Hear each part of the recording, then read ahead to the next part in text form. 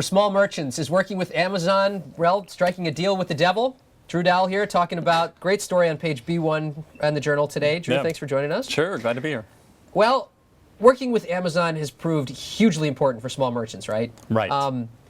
Tell us about why it's so important and why that comes at such high a cost. Sure. At issue in the article is the Amazon Marketplace, where if you're a small, whatever, if you're a third-party merchant, you can sign up, you can use their website, you can use their shipping and fulfillment. It's basically a turnkey solution to get you in front of an audience of millions, pile of customers, right? Yeah. Exactly, one-click ordering and all that and all that good stuff. Amazon itself says that merchants who sign up see a 50% increase in sales when they do this. But the rub for these merchants is, as soon as they get a hot product, a lot of them are noticing that they end up with Amazon as a competitor a few months down the line. So Greg, who's our new Amazon reporter, gives the example of this guy who's selling plush toys, based on NFL characters or whatever. So he's selling them, and he gets up to like 100 a day, and then right before Christmas he sees that Amazon is selling them at a lower price, and they battle back and forth over prices, and he finally gives up, and now he's selling 20 a day. Interesting. Now, of course, once upon a time, was it 2001 when Borders decided, oh, we don't need to do book fulfillment, we'll hand that off to Amazon. Right. Oops.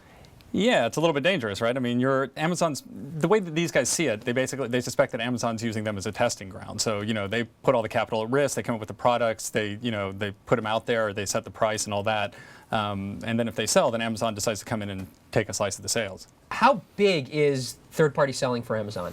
It's big. I think it's like 40% of their sales by volume, and maybe 10 or 15% by value. So it's an awful lot. I think we have in 5 years. You're right. Okay, and in 5 years, there was a quote in the story. Gene Munster, I guess, he estimates that in 5 years, 55% by volume of all Amazon unit sales. Yeah, so it's quite a lot of sales. Will be up from 36% in 2011. Yeah, and there are maybe 2 million third parties selling stuff on the site, and obviously it broadens the range of what they offer, so it makes Amazon a much more attractive place to go, whether someone ends up buying from the third party or from Amazon itself. What does Amazon get out of this, by the way?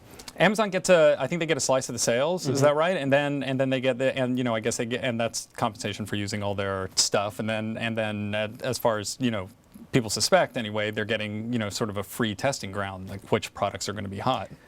Yeah, and they mentioned in the story, I guess 6% for PCs, roughly 15% on mobile phones and musical instruments can be commissioned. It's a sliding to graduate scale, and then charging a monthly fee for larger merchants.